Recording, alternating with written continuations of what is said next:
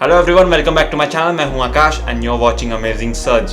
दोस्तों, before starting this video मैं आपको बोलूंगा कि आप ये वीडियो पहले देख लो, क्योंकि ये वीडियो इसका पहला पार्ट था। उसमें मैंने आपको प्राइमरी मार्केट के बारे में बताया था और बताया था कि क्या है डीमैट अकाउंट, कैसे हम शेयर मार्केट यूज करते हैं, कैसे इन्वेस्ट करते हैं, अगर इन्वेस्ट करना है तो क्या पहली प्रोसीजर्स रहती है। और ये जो वीडियो अभी आप सुन रहे हो ये है उसका सेकंड पार्ट। तो सेकंड पार्ट सुनने से पहले आप फर्स्ट पार्ट सुन लीजिए, उसके बाद आइए आप सेकंड पार्ट में। तो दोस्तों, जैसे हमने इसकी पहले वाली वीडियो में देखा कि प्राइमरी मार्केट का तरीका क्या होता है डीमैट अकाउंट, क्या होता है ट्रेडिंग अकाउंट, ये डीपी कंपनीज क्या होती है, कैसे प्राइमरी मार्केट काम करता है, एक्सेट्रा एक्सेट्रा। दोस्तों, हमने देखा था अब तक कि टाटा को इन्वेस्टमेंट की जरूरत थी, उसके लिए उसने आईपीओ लाई एक्सचेंज में। अब एक्सचेंज के नीचे बहुत सारी डीपी कंपनीज थी। किसी यूजर को अगर शेयर खरीदना था तो वो डीपी कंपनी में जाएगा, अपना अकाउंट बनाएगा।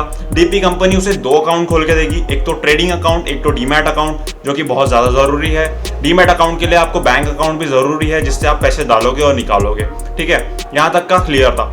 हमें जब शेयर खरीदना था यूजर को, अगर कोई शेयर खरीदना है तो वो डीपी कंपनी के पास जाता था, डीपी कंपनी को पैसे देता था, डीपी कंपनी पैसे देती थी एक्सचेंज को, एक्सचेंज पैसे देता था टाटा को या फिर कोई और कंपनीज को। ठीक है, जिसने भी आईपीओ लेके आई है। अब वो जो आईपीओ कंपनी है वो एक शेयर निकालेगा, इशू करेगा एक्सचेंज के नाम, एक्सचेंज वो शेयर देगा डीपी कंपनीज को और वो डीपी कंपनीज आपके डीमैट अकाउंट में वो शेयर डाल देगी।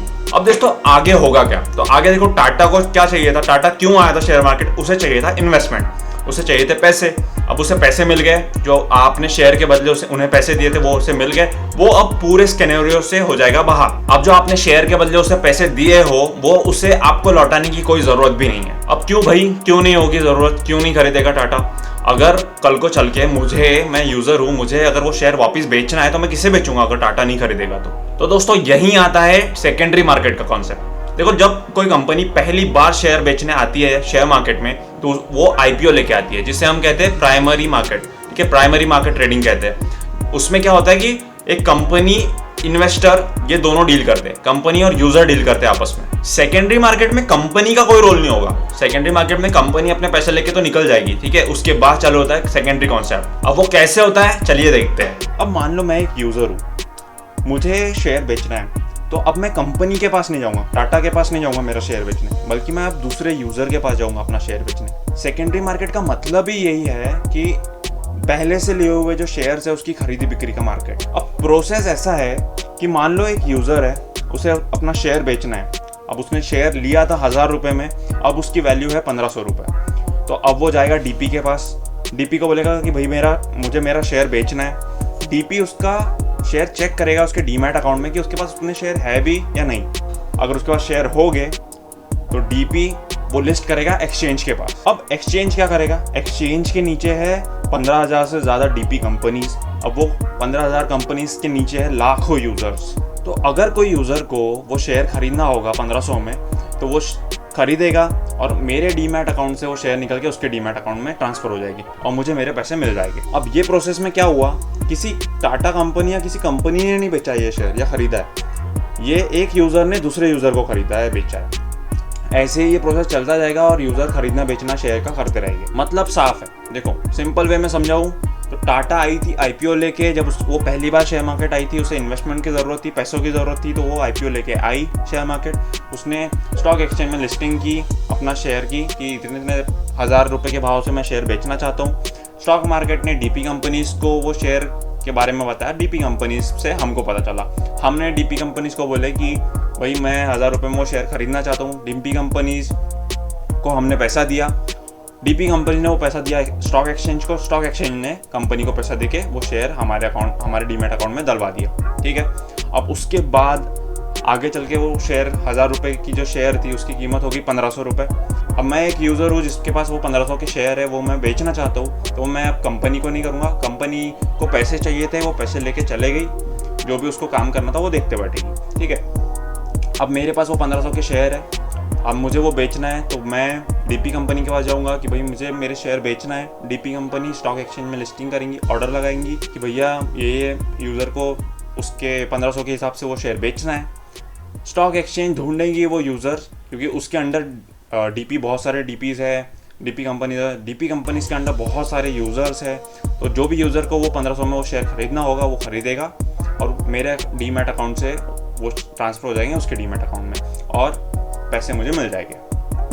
इसमें कंपनी का कोई भी रोल नहीं था, कंपनी अपने पैसे लेके पहले ही निकल गई थी। इस सारे प्रोसेस को बोलते हैं, मतलब एक यूज़र दूसरे यूज़र को जो शेयर बेचता खरीदता है उसे हम कहते हैं सेकेंडरी मार्केट। दोस्तों वीडियो बिल्कुल स्किप मत करो, आगे बहुत सी इंफॉर्मेटिव चीज़ें हैं आपके लिए इसी वीडियो में, ठीक है। आपको पूरा का पूरा नॉलेज आ जाएगा कि शेयर मार्केट टोटली काम कैसे करता है, कैसे कंपनी को फायदा होता है, आपको फायदा होता है, ये सब चीज़ें। अब दोस्तों एक्सचेंज में ना लोग सिर्फ पैसे कमाने आते हैं, सिंपल सी बात है, सिर्फ पैसे कमाने आते हैं। तो इसमें बहुत सारी टाइप की ट्रेडिंग होती है पैसे कमाने के लिए। जैसे कि मेन है इक्विटी। अब इक्विटी में भी दो टाइप होते हैं, एक है डिलीवरी इक्विटी, एक है इंट्राडे। अब डिलीवरी इक्विटी मतलब क्या होता है? इसका मतलब है कि आप शेयर खरीदते हो, उस शेयर की डिलीवरी लेते हो, ठीक है। फिर वो दिन जिस दिन आपने वो शेयर खरीदे हो, वो दिन छोड़ के आप किसी भी दिन, किसी और दिन आप वो शेयर बेच सकते हो जब आपको लगे कि वो शेयर का प्रॉफिट हो रहा है, मतलब प्रॉफिट में जा रहा है वो, या फिर ऊपर जा रहा है वो शेयर, उसकी वैल्यू, तो मैं वो बेच दूंगा। अगर मुझे लग रहा है कि नहीं आज ये शेयर की वैल्यू लॉस में है तो मैं उसे रहने दूंगा 5-6 साल बाद, 10 साल बाद, मतलब एक इन्वेस्टमेंट तरीके से कि मैं 5 साल 10 साल आराम से वो शेयर खरीद के बैठूंगा। जब मुझे लगेगा कि ये प्रॉफिट में जा रहे हैं मैं उसे बेच दूंगा, उसे कहते हैं इक्विटी डिलीवरी। वहीं इंट्राडे में आप शेयर में पैसे लगाते हो और उसी के उसी दिन आप वो शेयर बेच देते हो। अब इंट्राडे में लिमिटेशंस क्या है? देखो इंट्राडे में लिमिटेशन ऐसी है कि अगर आप शेयर खरीद रहे हो, सुबह आप शेयर वो खरीद रहे हो, आपको शाम होते होते वो शेयर बेचना ही है, चाहे वो शेयर की वैल्यू कम हो, चाहे वो प्रॉफिट में जाए, लॉस में जाए, आपके पास कोई पावर नहीं रहेगी, वो शेयर आपको बेचना ही है उसी के उसी दिन। उसी को ही इंट्राडे बोलते हैं कि उसी दिन आपको वो शेयर बेचना है। अगर आप वो शेयर उस दिन नहीं बेचते हो तो वो ऑटोमेटिकली वो शेयर बिक जाएगा, आप चाहो या ना चाहो। इंट्राडे को ना आप इन्वेस्टमेंट ना बोलते हुए आप उसे ट्रेडिंग बोलोगे, क्योंकि देखो इसमें आप कुछ इन्वेस्ट नहीं कर रहे हो, आप सिर्फ पैसे लगा रहे हो, शेयर खरीद रहे हो, बेच रहे हो, सिर्फ पैसे कमाने के लिए। वहीं इक्विटी डिलीवरी की बात करूं तो आप उसमें इन्वेस्ट कर रहे हो, क्योंकि आप शेयर की डिलीवरी ले रहे हो, उसके बाद आप 20 साल 10 साल 5 साल वेट करोगे, जब भी आपको लगेगा कि 20% 30% आपको गेन मिल रहा है, रिटर्न मिल रहा है, आप उसे बेच दोगे। अब दोस्तों शेयर खरीदने बेचने के अलावा भी इसमें बहुत सारी चीजें होती है। F&O मतलब फ्यूचर एंड ऑप्शन, इसमें तो आप मत ही पढ़ो तो अच्छा है। इसमें क्या होता है, इसमें आप सट्टा लगाते हो, इसमें आप पैसे लगाते हो शेयर्स पे कि उसकी वैल्यू 10 दिन में, 15 दिन में या फिर कल कितनी बढ़ेगी या फिर कितनी कम होगी। दोस्तों इसे तो हम बिल्कुल भी इन्वेस्टमेंट नहीं बोलेंगे, ना ट्रेडिंग बोलेंगे इसे, मतलब इसमें ना ही पढ़ो तो अच्छा है। इसको मैक्सिमम लोग अवॉइड ही करते हैं क्योंकि बहुत सरदर्द वाली चीज़ है और इसमें अगर पढ़ गए तो अपना ज़िंदगी बर्बाद करोगे और कुछ नहीं। तो इसे आप अवॉइड करिए। बेस्ट थिंग है कि आप इक्विटी डिलीवरी लो, बेस्ट है वो इन्वेस्टमेंट के तौर पे। अब दोस्तों ये जो सारी कंपनीज है, ये जो डीपी कंपनीज है, धीरोधा, एंजल ब्रोकिंग, शेर खान एंड ऑल, ये आपकी एक्सचेंज, आपके सेबी, ये सब कमाते कैसे? तो देखो आपके हर एक ट्रांजैक्शन में इनका एक परसेंट रहता है, कुछ परसेंट रहता है टैक्स का, जो आपके हर एक ट्रांजैक्शन में काटते हैं। आप चाहे प्रॉफिट में जाओ, आप चाहे लॉस में जाओ, इनकी हमेशा प्रॉफिट ही होगी, ठीक है। ये हमेशा आपके ट्रांजैक्शन में जो थोड़ा थोड़ा अमाउंट काटेंगे। अब दोस्तों एक क्वेश्चन आपके दिमाग में आ रहा होगा कि जब आईपीओ लेके कोई कंपनी आती है, तो जब पहली बार वो शेयर मार्केट आ रही है, सारे डॉक्यूमेंटेशन के बाद, जैसे मैंने आपको बताया था इस वीडियो में, सारे डॉक्यूमेंटेशन के बाद वो अपने हिसाब से प्राइस डिसाइड कर सकती है कि मुझे पर शेयर का प्राइस क्या रखना है, ठीक है। अब उसे इन्वेस्टमेंट मिल गया, ये तो प्राइमरी मार्केट की बात होगी कि उसे इन्वेस्टमेंट मिल गया और वो सारे स्केनेरियो से हो गई बाहर। उसके बाद अब सेकेंडरी मार्केट में, जब कंपनी का कोई लुकआउट ही नहीं है, अब सेकेंडरी मार्केट में ये प्राइस डिसाइड कौन करता है? तो दोस्तों यूजर जो शेयर बेच रहा है, उस शेयर को बेचने में और मार्केट में उसे खरीदने के लिए कितने ज्यादा यूजर्स है, उससे डिसाइड होता है ये प्राइस। मतलब सप्लाई और डिमांड का काम है यहाँ पे। सप्लाई जितनी ज्यादा होगी, डिमांड जितना ज्यादा होगा, सप्लाई जितना कम होगा, उतनी ही प्राइस बढ़ेगी। डिमांड जितना ज्यादा, प्राइस उतनी ऊपर।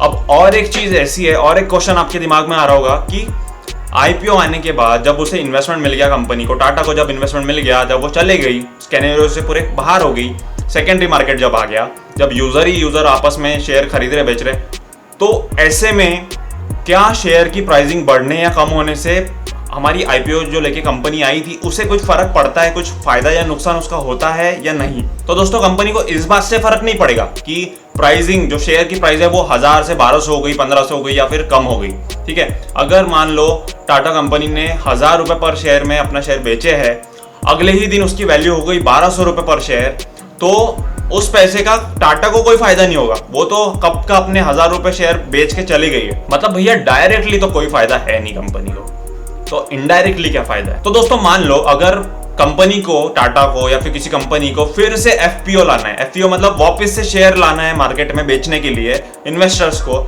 यूजर्स को।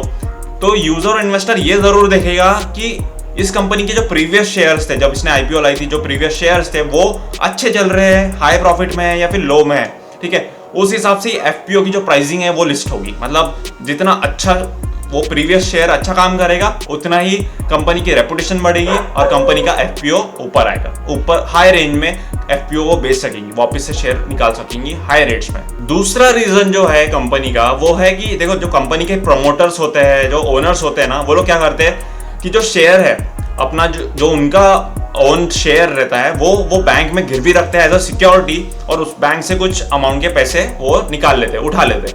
मतलब अगर 1000 रुपये वैल्यू है तो वो 500 रुपये उठा सकते हैं वहां से। अगर 1000 रुपये वैल्यू है तो 50% वो अमाउंट उठा सकते हैं बैंक से। तो मान लो अगर शेयर की वैल्यू अच्छी खासी बढ़ चुकी है, 1000 रुपये के ऊपर चले गई है वो शेयर की वैल्यू, तो ऑब्वियसली मैं बैंक से ज्यादा पैसे, ओनर जो होगा वो बैंक से ज्यादा पैसे निकाल पाएगा। लेकिन मतलब 500 जो 50% का जो टारगेट है बैंक का कि 50% ही मैं तुम्हें पैसे दूंगा। अगर मेरे 1000 रुपये के 2000 हो गए, वो पैसे 2000 की वैल्यू हो गई अभी मेरे शेयर्स की, तो मैं उसके 1000 रुपये उठा सकता हूँ, ना कि 500 रुपये बैंक से, ठीक है।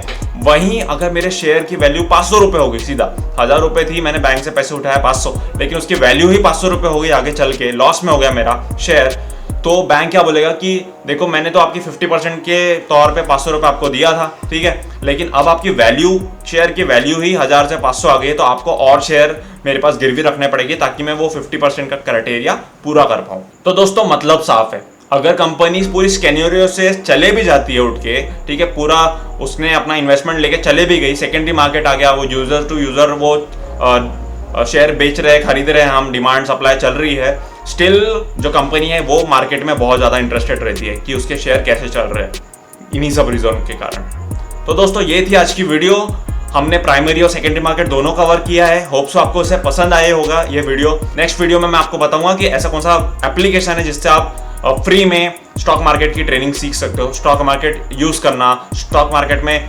कैसे शेयर खरीदते हैं, कैसे बेचते हैं, कैसे उसमें इन्वेस्ट करते हैं, कैसे देखते हैं कि प्रॉफिट में जा रहा है या लॉस में, ये सब फ्री में आप कैसे सीख सकते हो वो एप्लीकेशन से, ये मैं आपको बताऊंगा। तब तक के लिए थैंक यू। अगर आपने ये चैनल को सब्सक्राइब नहीं किया तो प्लीज सब्सक्राइब करो और प्लीज बेल आइकन को क्लिक करो ताकि ऐसे ही वीडियो आपको मिलती रहे, और इस वीडियो को लाइक कर देना और शेयर कर देना। Thank you.